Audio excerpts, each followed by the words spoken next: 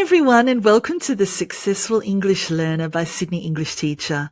My name is Nicole and I'm really happy to have you here for a mini learning video about grammar. Today I'd like to focus on the 3 ways to make grammar more fun. And the bonus is learn something at the same time. So, most people find grammar a little bit boring, a little bit difficult, not fun at all. So if we can find some ways to make it fun, that's going to be amazing for you because, as you know, grammar is one of the essential parts of learning a language, and English grammar especially is a little bit difficult. So let's have a look together at my 3 tips.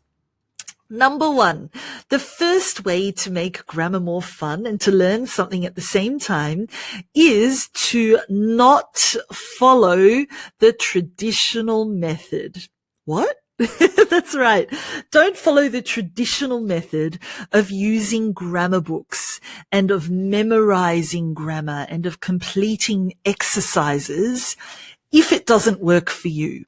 You know, if you find that up until now, that's what you've been doing to learn and practice grammar and it really hasn't been working for you and you're not improving in that area or seeing a development, then it's time to stop learning grammar and practicing grammar in that way. Instead, what I'd like you to do is to focus on the grammar that you see, the grammar that you hear every day, the real grammar. And that's much more important. You know, we want real language, real English. So that also means real grammar. So focus on the real grammar that people use every day in their daily lives and use that grammar as a model, as an example. Copy it and create your own sentences using those patterns, following those patterns. Because, you know, if it's real grammar and other people are using it, then you should be using it too. You should speak like that and write like that and be confident in using, imitating, copying the same grammar and making the grammar your own.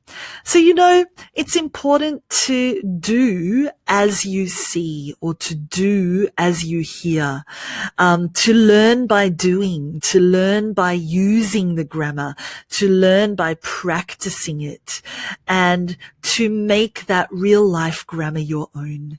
But we can't do that until we practice and we copy.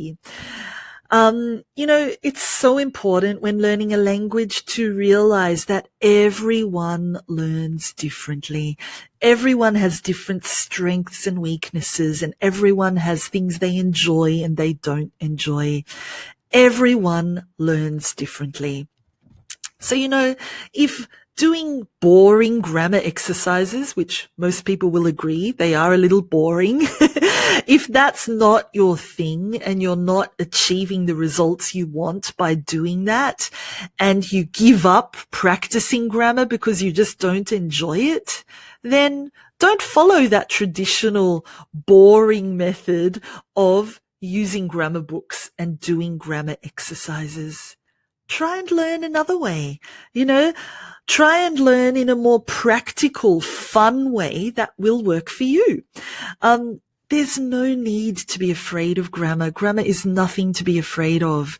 You know, there's no need to avoid grammar completely. You know, grammar should be fun and exciting and something that makes you feel great when you achieve it and when you can use some complicated grammar on your own.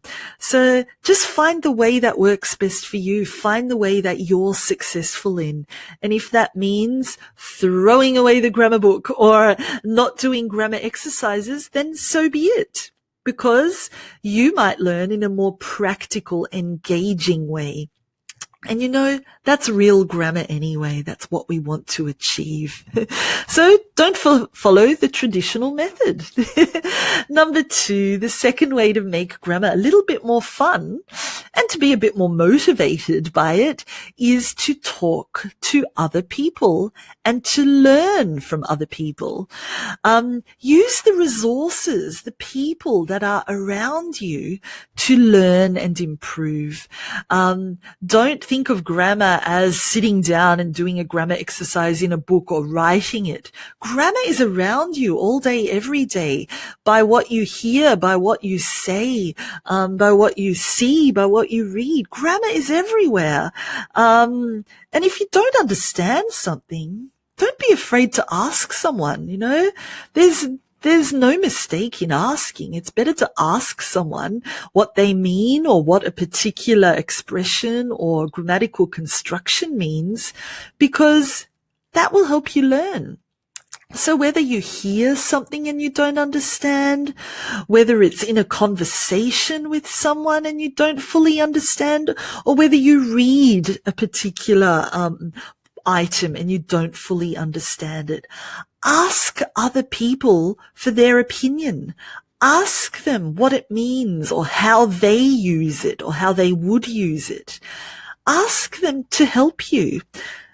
Use the people and the resources around you, because they're the most amazing way to learn and improve your English skills and to lift them to another level and be natural and real. That's what we want. So, you know, the best way to learn is from others. It doesn't have to be teacher, student, or classroom learner. It can be the real world that you're surrounded by every day. And through those experiences, those real experiences, and making the most of them, asking people to help you and asking people what something means or whether you've said something correctly, that's the way that will really work. And that's what will stick in here.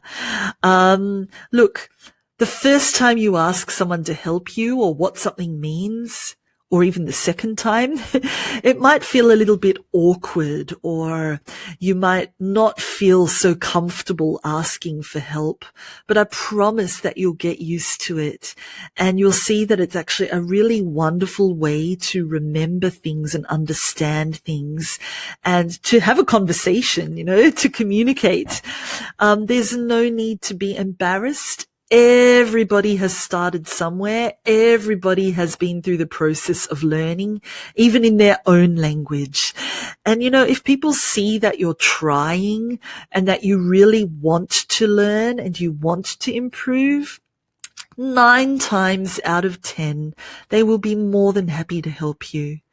And if not, well, it's time to find someone else. It's time to ask someone else. So surround yourself by English speakers, because there is something to learn from absolutely everyone. Talk to everyone, learn from everyone, and you will improve your grammar so much, I promise. Number 3, don't be afraid of mistakes. You know, mistakes are part of the learning journey. It's really, really important to not be afraid of making mistakes, because mistakes are how we learn, you know. Mistakes are how we learn best. Nobody's perfect. Everybody makes mistakes.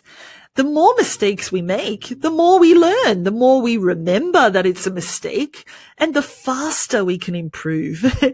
So, you know, don't be afraid of mistakes, especially when it comes to grammar. Don't avoid using particular words, expressions, grammatical constructions because you think, oh, it's wrong. Oh, I'm not correct. It's okay, you know. You don't have to be perfect. You can make a mistake. Think of grammar like a piece of the puzzle. You know, you've got a puzzle and grammar is one piece of the puzzle. If you take away that piece of the puzzle and have the rest of the puzzle there, people can still see the big picture. People can still understand what that picture is with one puzzle piece missing.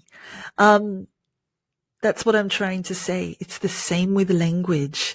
If you have one mistake or one grammatical error, people can still understand. People can still see the big picture. And that one little piece of the puzzle is really insignificant. It's not that important. It's not the most important thing in the world to have or to be perfect. A puzzle is still a puzzle, and we can still see the picture without that piece. So what I'm trying to say basically is the more mistakes you make, the faster you will learn. If you embrace your mistakes and you remember them and you try and correct them and you use the people around you to help you identify them and fix them, you know what? If you make the mistake over and over and over again, eventually it will stick to you that this is a mistake, this is wrong. You'll remember that next time you use that expression or word or whatever it might be, you'll use it differently. So mistakes really mean that you're making progress. The more mistakes you make, the more progress you're going to make. And it's exciting to be able to see an improvement and to know that because I made this mistake 10 times and every time I said it, I went, oh, that was wrong. The 11th time, I will remember it's a mistake and I will correct myself. The 12th time, I won't even make that mistake anymore. I'll say it correctly immediately. That's what we want to aim for. So don't be afraid of mistakes, because mistakes are progress. They are the thing that allow you to improve. So my 3 ways to make grammar more fun and to learn something and not be afraid of grammar anymore, not avoid it anymore, is number 1. Don't follow the traditional grammar method of books and exercises if it doesn't work for you. Number 2, talk to other people, learn from other people, ask them questions, ask them for feedback, ask why it's in that particular way. And number 3, don't be afraid of mistakes, because mistakes are good and they're the best way of learning. So I hope that helps you. Take away those tips and try and apply them.